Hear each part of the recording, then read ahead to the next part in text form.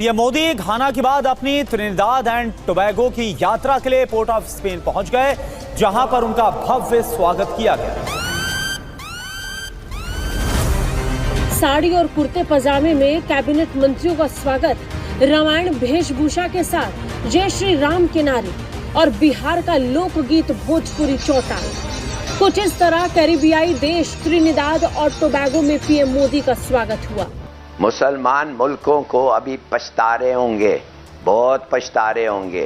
क्यों नहीं nuclear weapons उन्होंने बनाया और हमने क्यों बनाया? ये आप देखें कि या वहाँ पे जो प्रेसिडेंट हैं जो और प्राइम मिनिस्टर हैं ट्रिनिडाड एंड टोबैगो में, ये दोनों इंडियन ओरिजिन के हैं। कमाल है, एब्सोल्युटली कमाल है।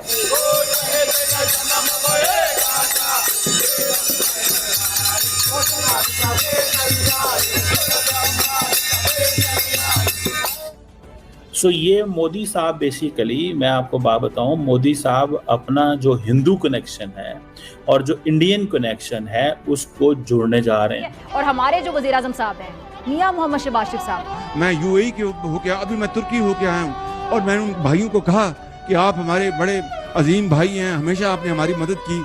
और मैंने यही कहा, जब मैं आया हूँ तो आप समझेंगे शायद ये मांगने आया है, मैं मांगने नहीं आया लेकिन मजबूरी है। जय हिंद दोस्तों, स्वागत है आपका मेक इंडिया स्पेशल पर। स्वागत है आपका पाकिस्तान की बर्बादी में। जी हाँ, तो आज की बर्बादी कुछ इस तरह है कि त्रिनेद और तंबाकू में पीएम मोदी का भारतीय संस्कृति द्वारा स्वागत देख आज पूरा पाकिस्तान ही नहीं बल्कि पूरी दुनिया ही हैरान और परेशान हो रही है। जी हाँ, तो खबर कुछ इस तरह है कि पीएम मोदी अपने 5 देशों की यात्रा में घाना से त्रिनाद और तंबाकू पहुंचे हुए हैं, जहां पर त्रिनाद के प्रधानमंत्री कमला प्रसाद विशेष ने एयरपोर्ट पर ही पीएम मोदी का भव्य स्वागत किया और साथ ही में त्रिनाद के निवासियों ने भारतीय संस्कृति द्वारा रामायण और महाभारत और साथ ही में बिहार का लोकप्रिय गीत भोजपुरी चौपाल गाकर पीएम मोदी का भव्य स्वागत किया। जी हाँ, और ऐसा इसलिए हो रहा है क्योंकि त्रिनिदाद में 40% भारतीय निवास करते हैं और यहाँ तक कि त्रिनिदाद और तंबाकू के प्रधानमंत्री भी एक भारतीय मूल के निवासी हैं।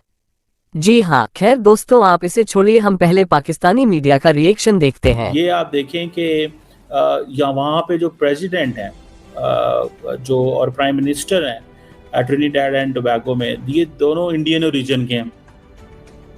सो ये मोदी साहब बेसिकली, मैं आपको बात बताऊं, मोदी साहब अपना जो हिंदू कनेक्शन है और जो इंडियन कनेक्शन है उसको जोड़ने जा रहे हैं और इसीलिए ये देखें कि ये एक इसको अहमियत दी जा रही है।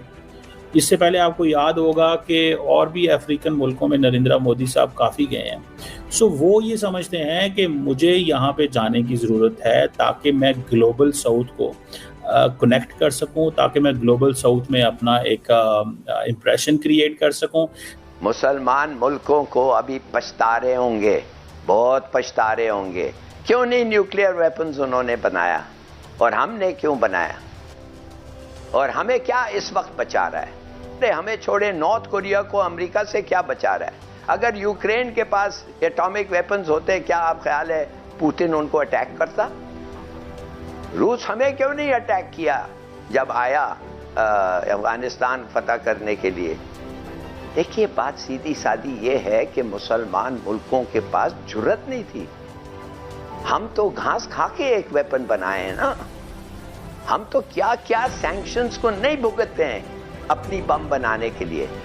अब हमारे पास हैं 170 हैं, क्रूज और मिसाइल्स हैं, डिलीवरी सिस्टम है, बॉम्ब है, whether by sea, air, land, हर किस्म का हमारा डिफेंस है। ओ शहीद न जन्म पाएगा ना को देव सुमन जल लाए। ओ शहीद न जन्म पाएगा ना को देव सुमन जल लाए। ओ शहीद न जन्म पाएगा ना को देव सुमन जल लाए। ओ शहीद न जन्म पाएगा ना को देव सुमन जल लाए। ओ शहीद न जन्म पाएगा ना को देव सुमन जल लाए।